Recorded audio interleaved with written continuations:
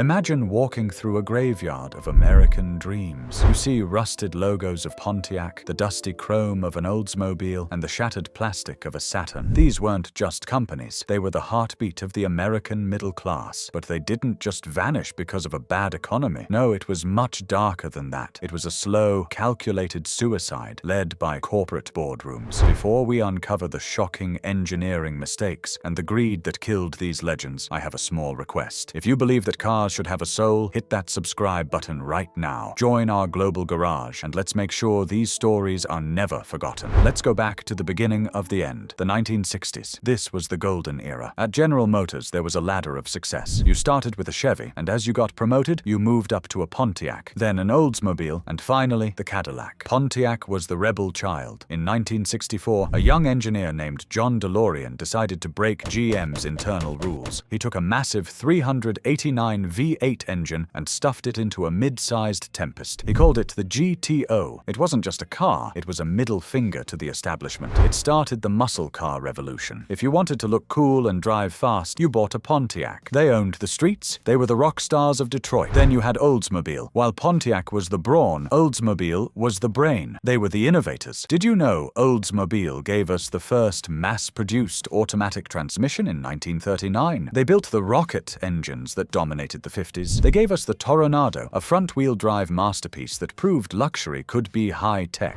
Oldsmobile was for the man who had made it, the architect, the doctor, the successful father. But then came the 1970s and 80s, and a fatal virus entered General Motors. The executives, the bean counters, took over. They decided that having different engineering teams for different brands was too expensive. Their solution? Badge engineering. This was the beginning of the suicide. They started taking a basic, cheap Chevrolet chassis and simply changed the plastic grille and the logo. Suddenly, a Pontiac wasn't a Pontiac anymore. It was just a Chevy with a different name. The legendary Oldsmobile engines were replaced by generic corporate motors. Customers would open the hood of their premium Oldsmobile and find a Chevrolet engine staring back at them. There were even lawsuits. The soul was being replaced by a spreadsheet. By the 1990s, the brands were ghosts of their former selves. To try and fix their image, GM launched Saturn. It was a different kind of car company. They built a billion-dollar factory in Tennessee. The cars had plastic body panels that wouldn't dent and a no-haggle buying process that people actually loved. Saturn was supposed to be the Japanese killer, and it worked. People loved Saturns. But here is the tragedy. The other divisions within GM, the ones that were already dying, got jealous. They saw Saturn's success, and they hated it. Instead of learning from Saturn, they starved it. They refused to give Saturn new models or technology. They forced Saturn to use the same old, boring GM platforms they were trying to escape. The 2008 financial crisis was just the final excuse. The government told GM they had to cut the fat, and just like that, the axe fell. In a heartbeat, Pontiac was killed. Oldsmobile had already been buried. Saturn was erased. Decades of engineering, millions of family memories, and the very identity of the American road gone. Today, you might still see a Trans Am or a Cutlass Supreme at a local car show looking like a relic from a lost civilization. These brands didn't die because they couldn't build good cars. They died because the people in charge forgot what made a car great. They forgot about the feeling of the steering wheel, the roar of the exhaust, and the pride of the owner. They traded passion for profit, and in the end, they lost both. So I have to ask you, if you could bring back just one of these brands today, which one would it be? Was it your grandfather's rock-solid Oldsmobile, or that screaming Firebird you dreamed of in high school? Tell me your story in the comments. Let's bring these giants back to life, at least in our memories. Thanks for being part of the garage today.